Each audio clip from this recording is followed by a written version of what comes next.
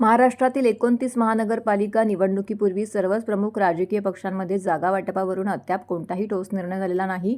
या पार्श्वभूमीवरती प्रत्येक पक्षामध्ये आपली स्वतंत्र ताकद दाखवण्याच्या तयारीत उतरल्याचं चित्र दिसत आहे.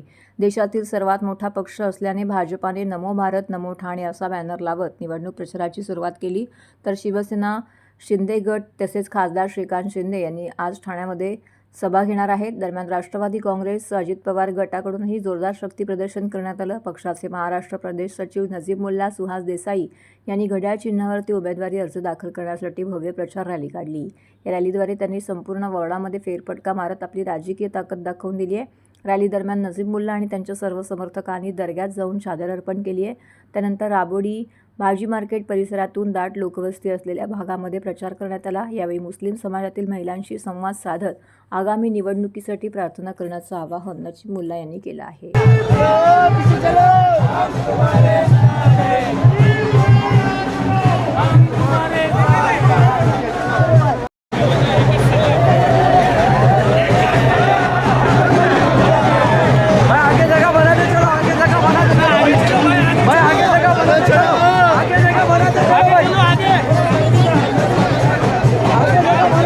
सुहास देसाईंनी पण अर्ज दाखल केलाय, वैदा खाननी पण केलाय, अंकिता शिंदेनी पण केलाय. 2 उमेदवार आणि आम्ही एक असलेली खुला प्रवर्ग महिला याच्यात अंकिता ताई आणि वैदा ताईंनी दाखल केलाय. 2 ओपन जेंट्स आहेत, म्हणजे खुला वर्ग आहे 2 सर्वसाधारण, त्याच्यात सुहासनी पण आणि मी दाखल केलेला आहे. एक ओबीसी आमची राहिलेली आहेत, ते ओबीसी नक्की आम्ही सोमवारपर्यंत दाखल करू. प्रेम आहे, कारण काही दिवस मी पक्षाच्या कामानिमित्त मागील नगरपंचायत, नगर परिषद याचा प्रचारामध्ये बाहेर होतो.